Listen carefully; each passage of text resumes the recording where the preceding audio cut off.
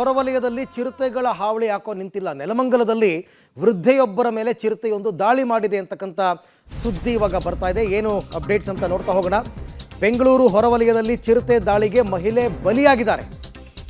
ನೆಲಮಂಗಲ ತಾಲೂಕಿನ ಗೊಲ್ರಟ್ಟಿ ಬಳಿ ನಡೆದಿರತಕ್ಕಂಥ ಘಟನೆ ಇದು.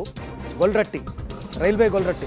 ರಾತ್ರಿ ಜಾನುವಾರುಗಳಿಗೆ ಮೇವು ತರೋದಕ್ಕೆ ಹೋದಾಗ ಆಕೆಯ ಮೇಲೆ ಚಿರತೆ ಅಟ್ಯಾಕ್ ಮಾಡಿದೆ. 55 ವರ್ಷದ ಕರಿಯಮ್ಮ ಚಿರತೆ ದಾಳಿಗೆ ಬಲಿಯಾದ ಮಹಿಳೆ. ಶಿವಗಂಗೆ ಬೆಟ್ಟದ ತಪ್ಪಲಿನಲ್ಲಿ ಆಗಾಗ್ಗೆ ಈ ಚಿರತೆ ಕಾಣಿಸ್ಕೋತಾ ಇದೆ. ಚಿರತೆ ಸೆರೆಗೆ ಮನವಿ ಮಾಡಿದ್ರು, ಅರಣ್ಯಾಧಿಕಾರಿಗಳು ಸ್ಪಂದಿಸಿಲ್ಲ. ಒಂದು ಜೀವ ಹೋಗಿದೆ.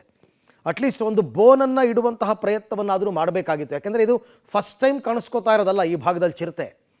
ಆಗಾಗ್ಗೆ ಚಿರತೆ ಇಲ್ಲಿ ಕಾಣಿಸ್ಕೊಂಡಿರೋದನ್ನು ಜನರು ಕೂಡ ನೋಡಿದ್ದಾರೆ. ಟಿ ವಿ ಕ್ಯಾಮ್ರಾದಲ್ಲಿ ಕಾಣಿಸ್ಕೊಂಡಿದೆ. ಹಾಗಾಗಿ ಒಂದು ಬೋನ್ ಇಡಬೇಕಾಗಿತ್ತು. ಬಟ್ ಅರಣ್ಯಾಧಿಕಾರಿಗಳ ನಿರ್ಲಕ್ಷ್ಯದಿಂದ ಓರ್ವ ವೃದ್ಧೆ ಇವಾಗ ಬಲಿಯಾಗಿದ್ದಾರೆ. ಸಾಮಾನ್ಯವಾಗಿ ಚಿರತೆಗಳು ಗ್ರಾಮದ ಬಳಿ ಬರ್ತಕ್ಕಂಥದ್ದು ಈ ಹಸು, ಕರು, ಮೇಕೆ, ನಾಯಿ ಇವುಗಳನ್ನ ತಿನ್ನೋದಕ್ಕೋಸ್ಕರ. ಬಟ್ ಇದು ತುಂಬ ಅಪರೂಪ. ಹುಲಿಗಳಾದರೆ ದಾಳಿ ಮಾಡ್ತವೆ ಮನುಷ್ಯರ ಮೇಲೆ. ಬಟ್ ಚಿರತೆ ದಾಳಿ ಮಾಡಿದ್ರೂ ಕೂಡ ತೀರಾ ಸಾಯಿಸೋ ಮಟ್ಟಿಗೆ ಮಾಡಲ್ಲ. ಬಟ್ ಇಲ್ಲಿ ಅದು ಕೂಡ ನಡೆದು ಹೋಗಿದೆ. ಹಾಗಾಗಿ very careful, be careful. Bengaluru ಹೊರವಲಯ ಅಂತ ಏನು ಹೇಳ್ತೀವಿ, ಆ ಭಾಗದಲ್ಲಿ ಚಿರತೆಯ ಹಾವಳಿ ಇನ್ನೂ ನಿಂತಿಲ್ಲ.